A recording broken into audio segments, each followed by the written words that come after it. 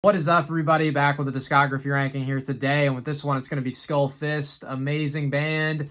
They're my favorite modern era band, pretty easily. They've got an amazing classic sound. For anybody that hasn't heard of them, I usually describe them as being like a blend of Exciter, Dokken, and Iron Maiden. So classic traditional metal, speed metal mix. You'll definitely love them if you like 80s metal. They formed in 2006, so they've been around a few years now, but in the grand scheme of things, they're a modern era band, I'd say. Zach Slaughter, Zach Scottler, Jackie Slaughter, depending on what time period we're talking about. He's gone by several names, but he's the main guy of the band, the leader, vocalist, guitarist, the main songwriter. He's a buddy of mine now, so Zach, what's up? He'll probably watch this, but I promise I won't roast you guys too hard, man. But yeah, they've had the same lineup for a little while now for the most part. Their guitarist Johnny Nesta just left last year. He was with them for about 10 years, but JJ Tartaglia has been the drummer since 2014. He is amazing. And Casey Slade on the bass has been with them since 2011. A couple previous members. There was Sir Shred on guitar, Allison Thunderland on the drums, Chris Steve on the drums. But yeah, this band's awesome. They got 4 full lengths and 1 EP I'm going to be talking about today, ranking them from my least favorite to my favorite. Not a huge discography, but I want to bring some attention to the band, get more of you guys to check them out because they are great. But here we go.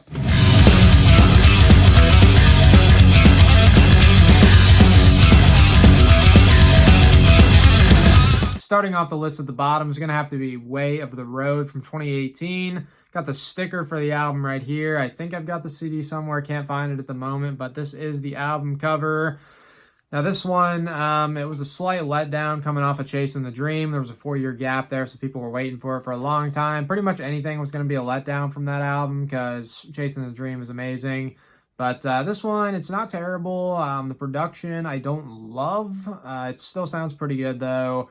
The vocals from Zach, probably at their weakest of any of the albums here. In 2016, he blew his voice out, had some cysts on his vocal cords. I've talked to him about this. He had to have surgery on his voice, so I think still recovering a little bit from that at this point. So his voice not quite as strong as it had been previously, but he has been rehabbing it. It's been getting better and better, and now it is pretty much back to full strength, I'd say.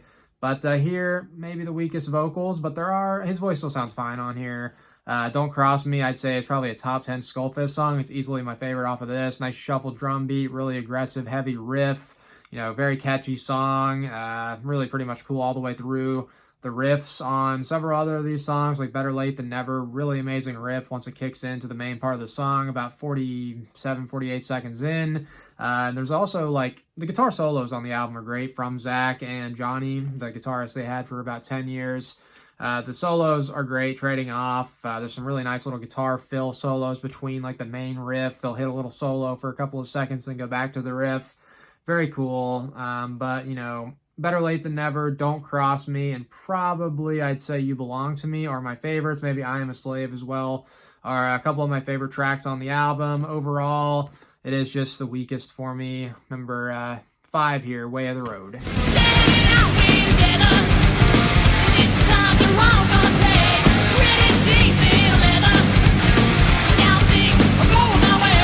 Next up at number 4, I'm going to go with their debut EP, Heavier Than Metal from 2010. Now, this is one of my favorite EPs ever. It just has the slight disadvantage of being shorter than a full length. So it doesn't have as much material, so it comes in a little lower, but still fantastic. The members of the band at the time, we got him here on the back. We got Zach, who goes by the name Jackie Slaughter sometimes. That's him there. He's got a really, really sick guitar design. Sir Shred over here. He shreds, obviously. And Alice in Thunderland, who it's a play on, like, Alice in Wonderland. That's something else I really like about this band. They never took themselves too seriously, joke around, have a good time.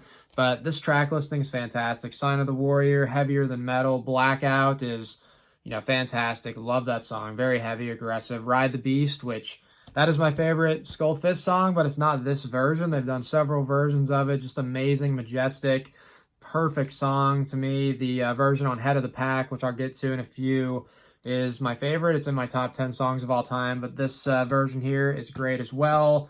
and No False Metal. And this vinyl I've got also contains the Ride the Beast and No False Metal from their demo in 2006. But very, very cool stuff. See a little bit of the vinyl there. Great, great EP. My number 4, Heavier Than Metal.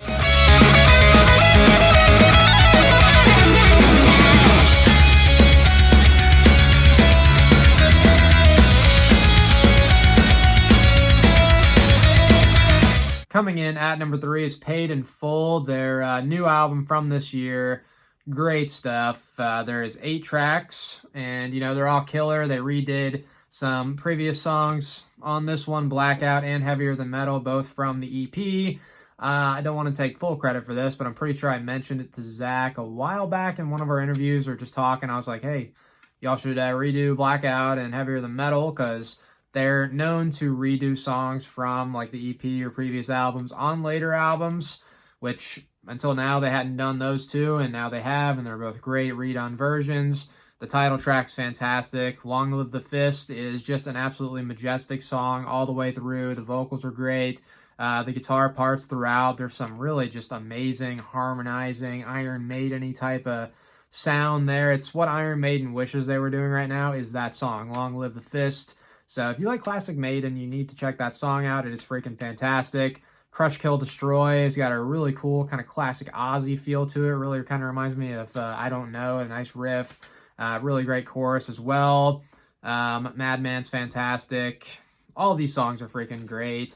Kind of pains me to put it down at number 3, but the top 2 albums, it's kind of like Rust in Peace and Peace Sells. I don't think anything's ever going to top it. Those are just their magnum opuses of albums. But yeah, this is actually the first one that Zach did all the guitar on as well. The band is a 3-piece at the moment. You got JJ on drums, who's great, and Casey Slade on the bass. But Zach, I think his voice sounds a bit better at this point too than it did on the previous album. He had some trouble with some stuff in his voice, and it's kind of been getting better as time goes on, rehabbing it, getting stronger, and he sounds really good now.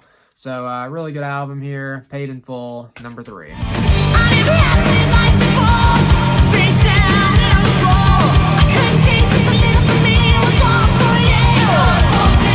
Coming in at number 2 is Head of the Pack, their debut full-length from 2011.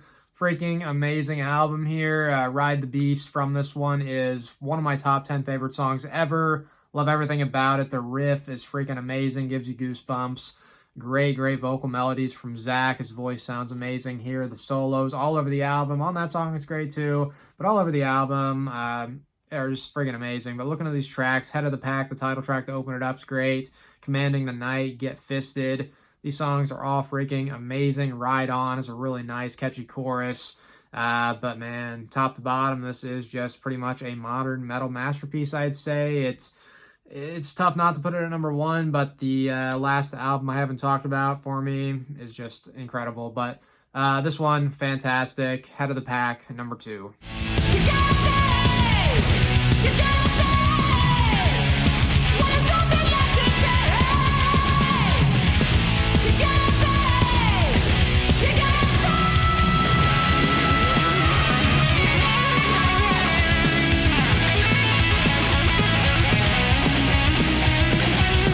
And taking the number 1 spot is Chasing the Dream from 2014. Just an absolute masterpiece of an album. I've talked about it a lot in the past.